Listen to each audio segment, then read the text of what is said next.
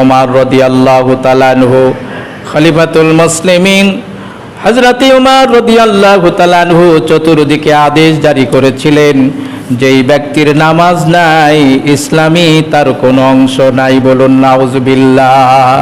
নামাজ যার নাই তার ইসলামী কোনো অংশই নাই।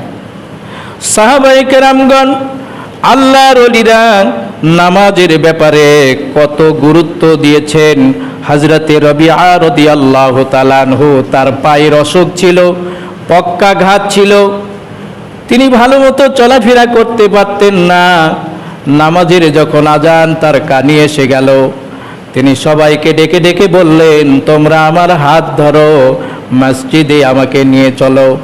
জিজ্ঞেস করা হলো, আপনি তো অসুস্থ, এই সময় আপনি নামাজ বাড়িতে পড়তে পারেন?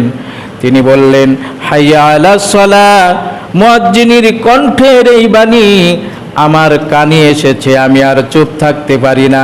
তোমাদেরকে আমি ওসিয়ত করছি, যতক্ষণ পর্যন্ত তোমাদের সামর্থ্য থাকবে ততক্ষণ পর্যন্ত হামাগুড়ি দিয়ে হলেও তোমরা মসজিদে গিয়ে নামাজ আদায় করবে। বলুন সুবহানাল্লাহ।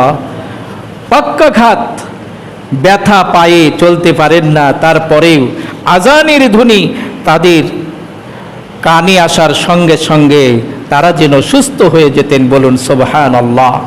আমির রাদিয়াল্লাহু তাআলা আনহু নবীজির একজন সাহাবী, তিনি মৃত্যু যন্ত্রণায় ছটফট করছেন। মসজিদ থেকে আজানের ধ্বনি তার কানে যখন আসলো, তিনি তখন সবাইকে বললেন, আমাকে মসজিদে নিয়ে চলো। বললেন, আপনি তো অসুস্থ, চলতে পারেন না, কখনো কখনো আপনি বেহুশ হয়ে চলে যাচ্ছেন, নামাজ পড়বেন কিভাবে, মসজিদে যাবেন কিভাবে? তিনি কি উত্তর দিলেন আল্লাহর বান্দারা শুনুন। তিনি বলছেন, মসজিদ থেকে আল্লাহর দিকে আহ্বান করার জন্য সেই ধ্বনিটা আমার কানে এসেছে। মসজিদ থেকে আল্লাহর দিকে আহ্বান করা হচ্ছে, আমি আমির কি সেই ডাকে সাড়া দিব না? সুবহানাল্লাহ।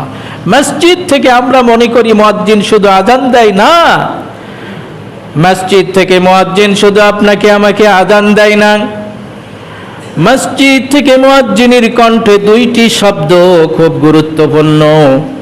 এই দুটি শব্দের গুরুত্ব যদি কোনো মুসলমান বুঝতো, দুনিয়ার কাজকর্ম আজান শোনার সঙ্গে সঙ্গে তার দ্বারা সম্ভব ছিল না। মুয়াজ্জিন যখন বলে হাইয়া আলাস সালাহ, আল্লাহর বান্দা নামাজের দিকে আসো, নামাজের দিকে আসো, দুইবার বলে, একবার শুধু নয়।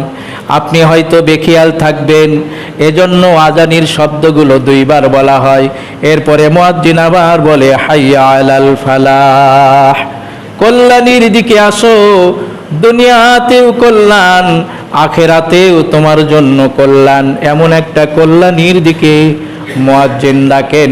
হযরতে আমির বলেন, মসজিদ থেকে আল্লাহর দিকে আহ্বান করা হচ্ছে, আমি কি সেই ডাকে সাড়া দিব না? মসজিদে তাকে নিয়ে যাওয়া হলো। হযরতে আমির রাদিয়াল্লাহু তাআলা আনহু নামাজ শুরু করে দিলেন। বর্ণনাকারী বলেন, মাগরিবের নামাজ ছিল 3 রাকাত। 1 রাকাত হযরতে আমির আদায় করলেন, দ্বিতীয় রাকাতের জন্য দাঁড়িয়ে গিয়েছেন। হঠাৎ করে তিনি পড়ে গিয়া নামাজরত অবস্থায় দুনিয়া থেকে বিদায় নিলেন। বলুন সুবহানাল্লাহ। এটি ছিল তাদের নামাজ। অল্প একটু অসুস্থতার ভান করে আমরা যারা মসজিদ থেকে সরে থাকার চেষ্টা করি, নামাজ থেকে সরে থাকার চেষ্টা করি, এগুলো আমাদের জন্য শিক্ষণীয় বিষয়। হযরত ইব্রাহিম তাইমি রাহমাতুল্লাহ আলাইহি অনেকই বলেছেন, শুনুন।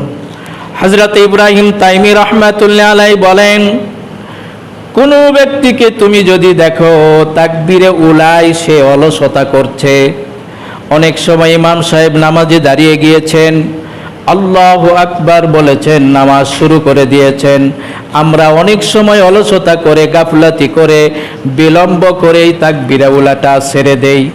তাকবীরে উলা হযরত ইব্রাহিম তাইমি রাহমাতুল্লাহ আলাইহি বলেন, কোনো ব্যক্তিকে তুমি যদি অলসতা করে তাকবীরে উলা ছেড়ে দিতে দেখো, তাহলে তুমি তার কাছ থেকে মুখটা ফিরায়া নাও।